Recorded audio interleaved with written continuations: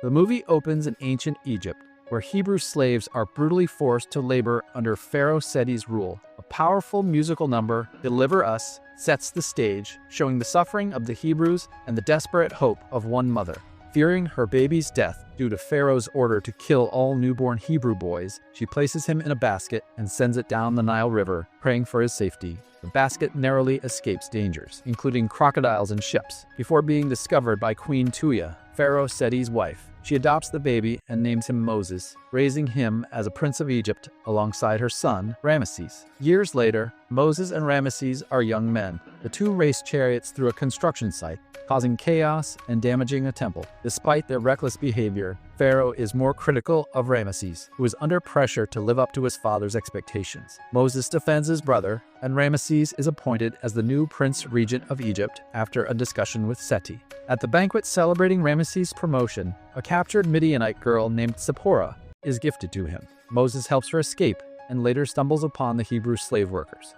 He meets Miriam and Aaron, who reveal that he is actually a Hebrew, not an Egyptian prince. Miriam tries to remind him of his past, singing the lullaby their mother once sang, but Moses refuses to believe her and runs away. Later that night, troubled by what he heard, Moses has nightmares that reveal the truth. He confronts Seti, who confirms that Moses was adopted and that the Hebrew infants were killed to preserve Egypt's order. Disturbed by the revelation, Moses leaves the palace and wanders the city, where he sees firsthand the suffering of the slaves. In a moment of anger and confusion, Moses kills an Egyptian taskmaster who was beating an old Hebrew slave. Overcome with guilt, Moses flees into the desert, leaving behind his privileged life. Moses escapes into the desert, wandering alone through harsh terrain until he collapses from exhaustion. He's eventually found by a group of Midianite women who are being harassed by bandits at a well. Moses steps in to defend them. Among the women is Zipporah, the same woman he had helped escape in Egypt. They take him to their father, Jethro, the high priest of Midian. Jethro welcomes Moses into their tribe. Over time, Moses adapts to life in Midian, learning their customs and eventually marrying Zipporah. He begins a new life as a shepherd, far removed from his past as an Egyptian prince. During this period of peace, he gains wisdom and maturity and appears content with his new identity. Jethro's celebratory song, Through Heaven's Eyes, highlights Moses' transformation and acceptance into the Midianite family. One day, while tending his flock near Mount Horeb, Moses notices a bush that is on fire but not being consumed by the flames. As he approaches, he hears the voice of God calling his name. God commands Moses to remove his sandals, for he is standing on holy ground. In awe and fear, Moses listens as God reveals his plan. He has heard the cries of the Hebrew slaves and chosen Moses to lead them out of Egypt. Moses is hesitant, overwhelmed by the task. He questions why he was chosen and insists that he's not a good speaker. But God reassures him, promising to be with him and give him the words he needs. As a sign, God tells Moses to throw down his staff, which turns into a snake, then back into a staff again. God also instructs Moses to place his hand inside his cloak. It turns leprous, then heals, another sign of divine power. Still reluctant, Moses pleads for help, so God allows his brother Aaron to speak on his behalf. With a heavy heart but a renewed sense of purpose, Moses accepts the mission. He returns home, says goodbye to Zipporah and Jethro, but Zipporah wants to come with him, so he sets off with Zipporah to return to Egypt, determined to confront Pharaoh and free his people. Moses returns to Egypt with Zipporah and is reunited with his brother Aaron and sister Miriam. The three embrace emotionally, and Moses reveals God's command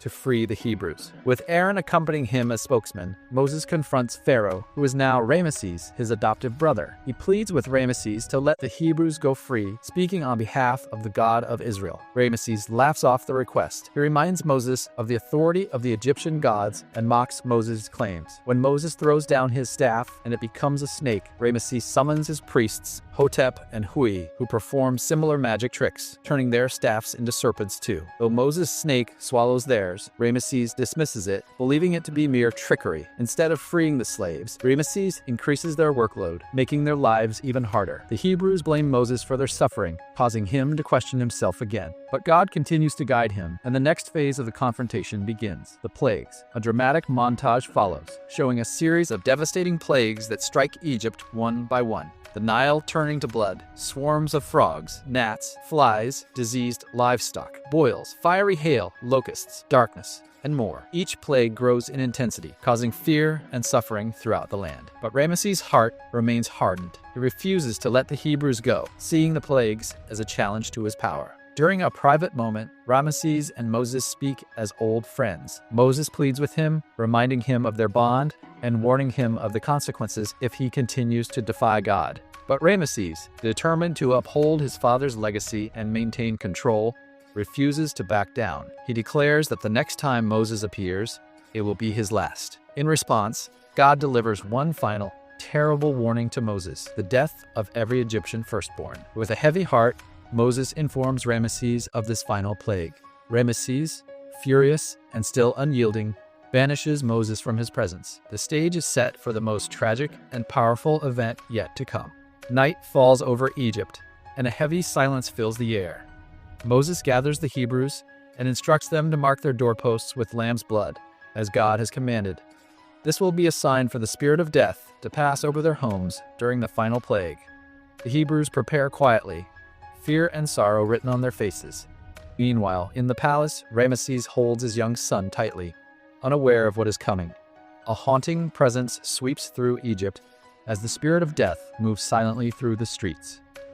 One by one, the Egyptian firstborns fall lifeless, including Pharaoh's beloved son. The palace falls into grief and shock. Ramesses holds his son's body and weeps silently. Moses mourns from a distance, feeling the full weight of the tragedy. At dawn, a broken and devastated Ramesses stands before Moses. With his voice filled with anguish, he finally gives in and says, "Go, take your people and leave." The Hebrews begin their journey out of Egypt, walking together across the desert with a renewed sense of hope and freedom. Miriam leads them in joyful singing, celebrating their long-awaited liberation. However, after the Hebrews leave, Ramesses' grief turns into fury.